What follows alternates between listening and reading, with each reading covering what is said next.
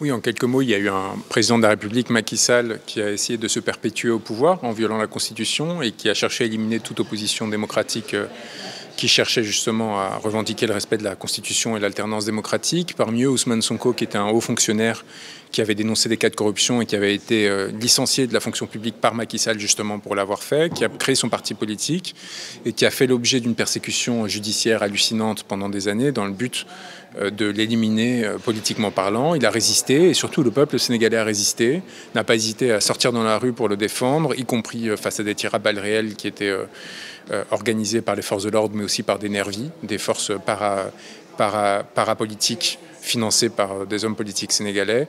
Et dans ces circonstances-là, évidemment, nous sommes intervenus pour essayer de le défendre, mais aussi défendre à travers lui le droit des peuples sénégalais. On a introduit un certain nombre de recours à la Cour pénale internationale.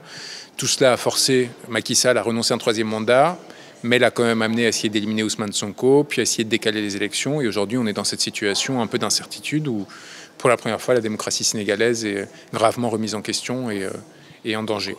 Il était double. Tout d'abord, essayer de protéger Ousmane Sonko face aux différentes initiatives judiciaires qui étaient prises par le gouvernement sénégalais pour essayer de l'éliminer. Donc un travail d'avocat classique devant les différentes instances aux côtés de mes confrères. Il faut se souvenir qu'on était un collectif de 20 avocats parmi les plus prestigieux du Sénégal, mais aussi du continent africain, avec des confrères qui venaient du Burkina Faso, dont un est aujourd'hui détenu. D'ailleurs, j'aimerais avoir une pensée pour lui, Hervé Cam. Ainsi que des Comores et d'autres pays. À l'intérieur du barreau du Sénégal, des gens extraordinaires comme Clédor Cirelli, Cheikhou Chiba, Bamba Cissé. Et donc à côté, un travail au sein des juridictions internationales pour faire connaître la situation non seulement d'Ousmane Sonko, mais plus généralement du peuple sénégalais, de l'oppression à laquelle il était confronté. Et là, il y a eu un vrai travail d'analyse, recueil des preuves des crimes qui ont été commis et qui avaient pour vocation à essayer de mettre fin à la violence et à l'impunité qui était créée par Macky Sall. Voilà. Et ensuite, un lien intime s'est créé avec Ousmane Sonko. On échangeait très régulièrement, quasiment tous les jours jusqu'à son arrestation. Parce qu'il y avait aussi, à travers nos luttes respectives en France et au Sénégal, une communauté de destin. Moi, j'ai représenté beaucoup de gilets jaunes et on s'est beaucoup engagé pour des causes fondamentales. Et le combat du peuple sénégalais faisait écho au combat d'une partie du peuple français contre son oligarchie et vice-versa. Et donc c'est comme si on essayait de... En fait, il y avait une sorte de décolonialisation aussi des esprits mutuels. C'est-à-dire qu'on sortait des liens de corruption et d'influence qui existent entre élites, normalement, entre, par exemple, Macky Sall et la présidence de la République. Et on travaillait, nous, chacun avec notre lien, avec notre peuple respectif, pour essayer de mieux penser un avenir qui nous soit favorable. Ça a surtout permis de démontrer que le pouvoir de Macky Sall n'était pas aussi puissant qu'il le prétendait et qu'on peut tenter de semer la terreur en interne, mais que dès qu'on se retrouve confronté aux rapports de force internationaux, ça devient beaucoup plus compliqué. Et donc en fait, pour moi, c'était une façon aussi d'adresser un message d'espoir à tous ceux qui étaient enfermés, y compris ceux que j'ai vus à Rebeuss, en leur disant que bientôt ils sortiraient. D'ailleurs, c'est un peu ce qui est en train de se passer. Ça mettait une fin à ce sentiment de toute puissance que Macky Sall avait mis en œuvre. Et en effet, ce que fait Macky Sall a atteint la réputation du Sénégal, ça je suis complètement d'accord.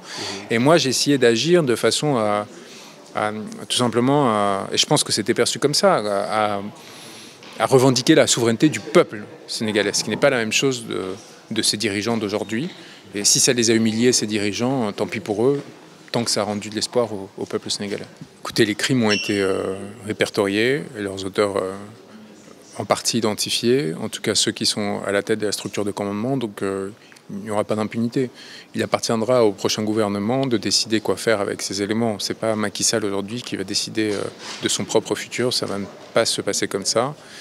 Il lui appartient de réparer autant que possible les dégâts qu'il a commis, de permettre à la démocratie sénégalaise d'être restaurée. Ensuite, ce sera au peuple sénégalais de décider ce qu'il veut faire de son destin, s'il veut créer des commissions réparation et réconciliation, s'il veut tribunner des tribunaux spéciaux.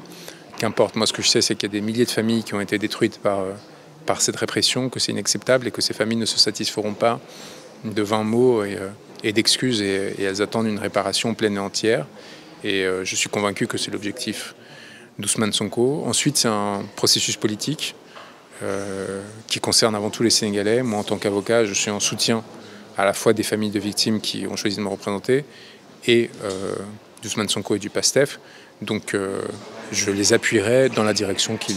Tout simplement parce qu'il me semble absolument inconcevable dirigeants politiques comme Ousmane Sonko, dont le premier réflexe, à chaque fois qu'il y avait un mort en manifestation, était d'aller voir ses familles, les laisse en plan. Je pense que je connais trop bien Ousmane, y compris dans ce qu'il a fait récemment, c'est-à-dire refuser de sortir avant que le dernier prisonnier politique soit libéré, pour croire qu'il considère comme naturel ce qui s'est passé ces 2 dernières années. Ousmane Sonko n'est pas comme tous les dirigeants politiques précédents, y compris Macky Sall.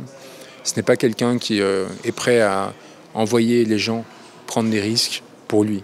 Ce qu'il a fait, lui, c'est l'inverse, c'est sacrifier beaucoup pour son peuple et il ne changera pas. Donc il ne va pas commencer à négocier quoi que ce soit pour sa fin personnelle, il n'agira que dans l'intérêt du peuple sénégalais. La présidence, c'est une évidence pour moi. C'est-à-dire que la liberté est juste une étape. D'ailleurs, je pense qu'il vit très naturellement sa détention aujourd'hui parce qu'il sait très bien que ce qui lui arrive est le plus important, c'est-à-dire changer le destin d'un pays qui a été violenté par ces dernières années et qui a besoin maintenant de retrouver un sens et un destin et réinaugurer avec la dignité extraordinaire qu'il a toujours caractérisée. Donc voilà, moi je pense que la volonté du peuple sénégalais doit être respectée et cette volonté, elle m'apparaît comme assez claire aujourd'hui, c'est la présidence d'Ousmane Sonko.